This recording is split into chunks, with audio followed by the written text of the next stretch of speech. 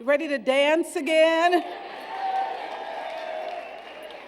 Only once a day. But it's something that maybe we'll make it a tradition at this film festival.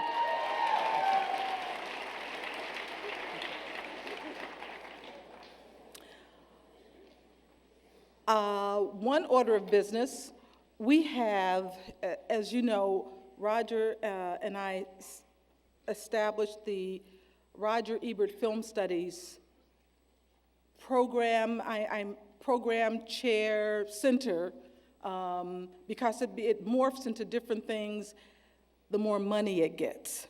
So normally I don't like doing this, but I will ask that last year we asked if anyone wanted to make donations toward the film festival, the Ebert Center, and we did get cards, independent cards, but it was harder to sort of translate those into anything. So they're actually formal printed forms in the East Lobby where they sell the shirts and books and T-shirts and everything. And so if you feel generous and would like to make a donation, either big or small, I would ask that you pick up a form and fill it out. That way you can do it formally through the university, and they will make sure that they do a follow-up. And we will really appreciate it because we're going to start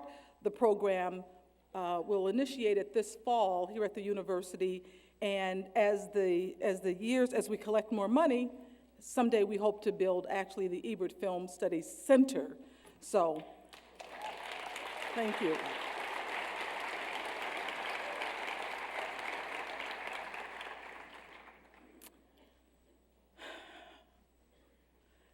And usually Mary Susan gives me a list of announcements, and without them, I'm kind of lost, so I'm just ad-libbing now.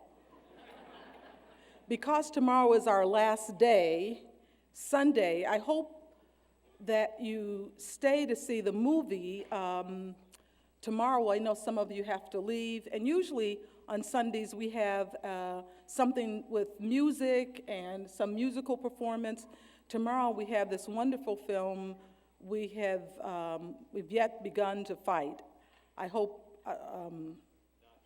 not yet begun to fight. So thank you, thank you, Omar. And it starts at noon, and we have, Kevin Lee is in the audience. He put together a video essay of Roger's words spoken in different languages by our far-flung correspondents around the world. It's so beautiful, and it ends with Roger. You'll see that tomorrow. We were hoping to be able to show it today as well, but with 4 movies today, we couldn't. We're going to show that tomorrow, so I hope you stick around tomorrow. It's really a wonder to behold. And I just want to thank Michael Mirasol. Well, no, I don't know what time it is in Australia, so maybe he's not watching now. He's watching. Thank you, Michael. That's a beautiful, that trailer with the thumbs up before. That's Michael Mirasol.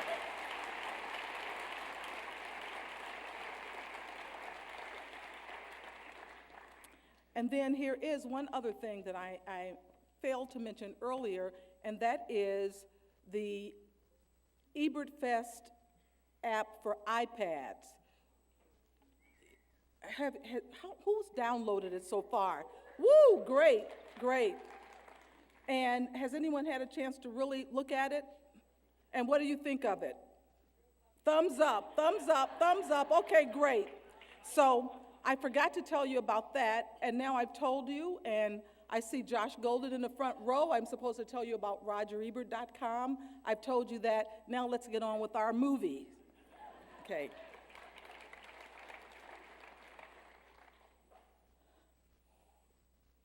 This film, The Spectacular Now, is going to be introduced by its director, but I want to tell you, it is one of the most eagerly anticipated viewings because it was so highly acclaimed at the Sundance Film Festival, and it was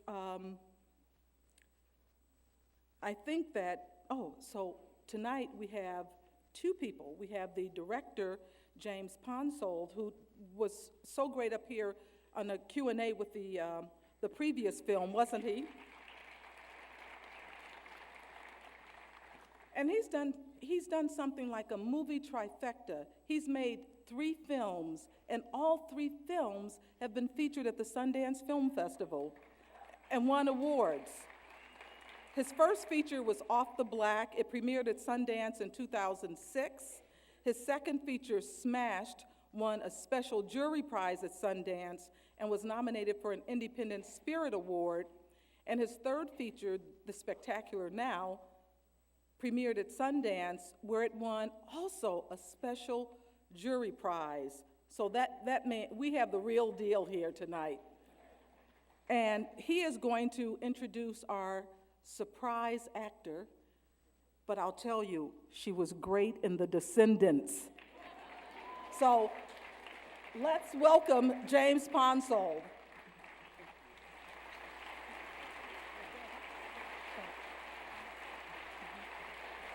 Thank you so much. I would like to bring out one of my favorite people, a very talented artist and a wonderful person, Ms. Shailene Woodley.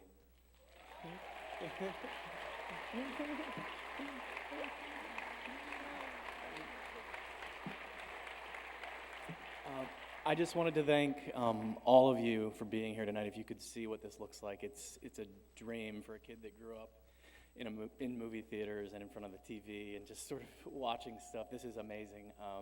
But I want to thank Ebertfest. I really want to thank Chaz, everybody that works with the festival, all of the volunteers. It's such an honor to be here.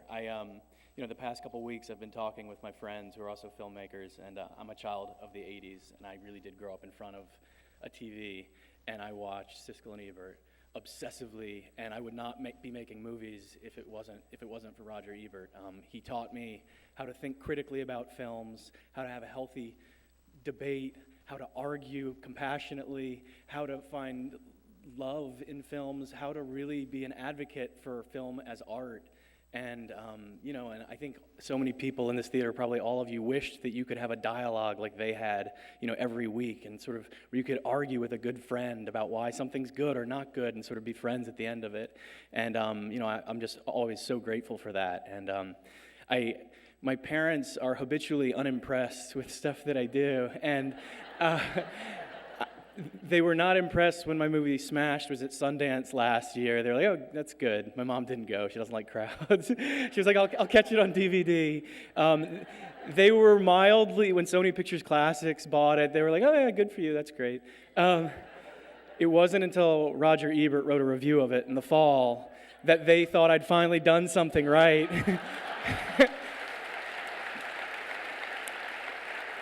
And my dad, who had only learned how to use Facebook 2 months before and became obsessed with it, kept posting the review on his Facebook page over and over and over. I had to tell him, you only need to post it once.